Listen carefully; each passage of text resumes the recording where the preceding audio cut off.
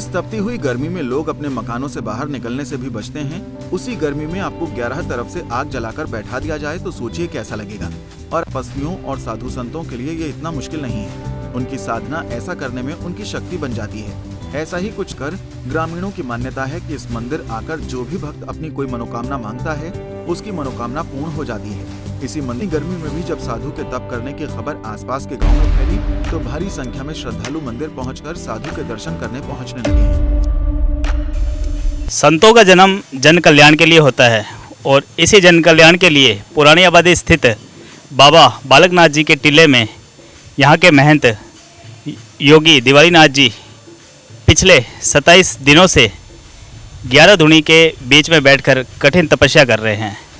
आप देख रहे हैं कि श्रीगंगानगर में इस टाइम टेम्परेचर जो है 47 से लेकर 50 डिग्री तक हो रहा है, लेकिन इस तपती गर्मी के अंदर भी बाबा जी किस तरीके से तपस्या में लीन है। हमें यहाँ की जो धार्मिक जनता है वो इनके चारों ओर परिक्रमा करके अपनी मनोकामना के लिए आशीर्वाद मांगती है।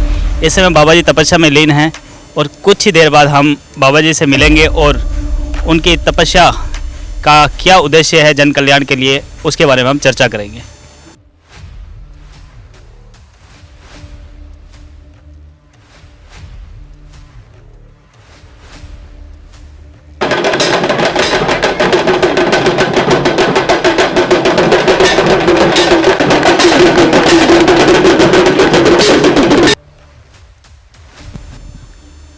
हमारे साथ पुरानी आबादी स्थित बाबा बालकनाथ टीले के महंत दिवालीनाथ जी मौजूद हैं।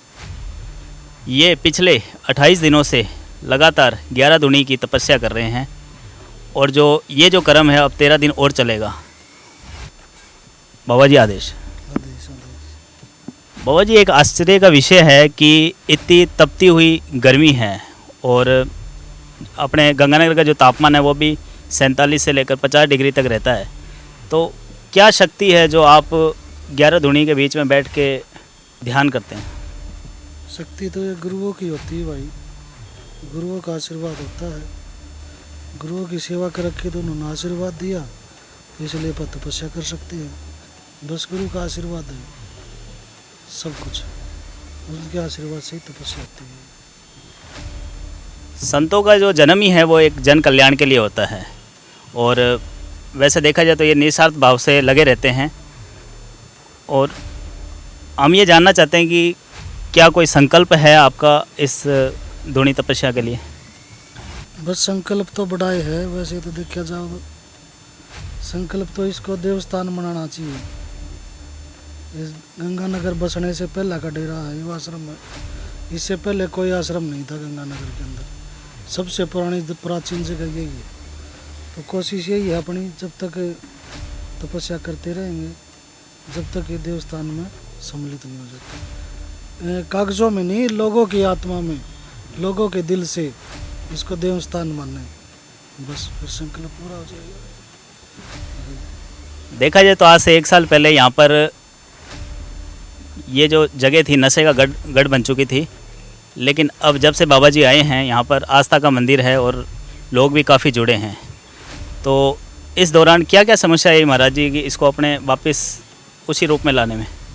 कोई समस्या नहीं आई फिलहाल, तो सारा सौदा चल रहा है, मतलब तो कोई समस्या आई नहीं। गुरु महाराज का आशीर्वाद रहा, कोई समस्या वाला पला टक्कर गया, पला काकर काट गए समस्या वाले। मेरे तो कोई समस्या नहीं, आज तक भी कोई नहीं आई और समाधियाला के आशीर्वाद से आगे भी नहीं आने देंगे। आपका थोड़ा हमारे दर्शकों का आपका थोड़ा जीवन परिचय बताइए महाराज जी। तो यह ऐसा कहीं पाछे के चक्कर में नहीं बढ़ाए, कहने के साधु संतों जड़ा चले जाओ ना वहीं के हो जाते हैं। ठीक है, वैसे मेरा गुरुस्थान आड़ा दड़ोदी है। मेरे गुरु जी बाबा बालजतीनाथ जी और यहाँ लाने वाले हैं बाबा धर्मनाथ जी, नाथों वाले के महंत, अपने चाचा गुरु। हाँ, अपना हरियाणा से है गद्दी, अपने गुरुस्थान बड़ी गद्दी अपनी स्थलभौर बाबा मस्तनाथ जी मठ, उस गद्दी से बिलोंग रखते हैं। कलयुग के अंदर जो गौ माता है उसकी दुर्दशा के बारे में कोई छुपा नहीं हुआ है, तो उसके लिए आप क्या संदेश देना चाहेंगे?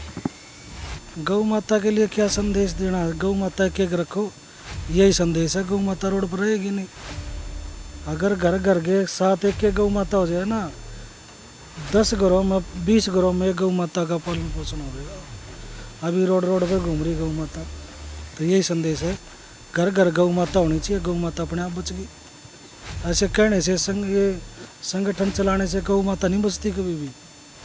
ये सब धर्म के ठेकेदार हैं, इन धर्म का बिजनेस बना लिया, नाम गौ माता बचाओ। इनने सबसे बड़ा काम किया है अपना मतलब निकालने के लिए, और कोई गौ माता बचाने के लिए कोई कार्य नहीं करता। गौ माता बचानी है ना, तो घर घर गौ माता बंद हो, गौ माता बच गई अपने आप, उसकी रक्षा भी होगी अपने आप। यही संदेश है।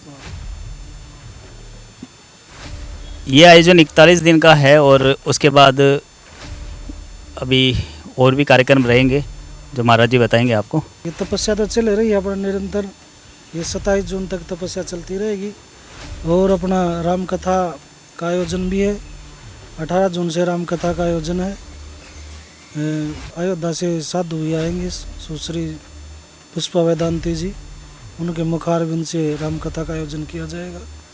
और फिर जैसे 26 तारीख को ख़त्म होगी राम कथा, 27 को भंडारा हो जाएगा। बस फिर आगे की तपस्या की तैयारी करेंगे। हाँ, 17 को कलश यात्रा भी है। शाम को 4 बजे कलश यात्रा होगी। जिसने भी सहयोग लेना है और भाग लेना है तो पधारे टिल्ली में आके कलश यात्रा में शामिल हो।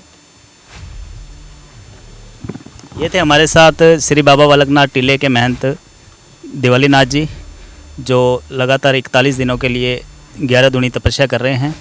और सभी शहरवासियों से अपील है कि आप भी इस टिल्ले में अपना सहयोग देवें और महाराज जी का आशीर्वाद प्राप्त करें।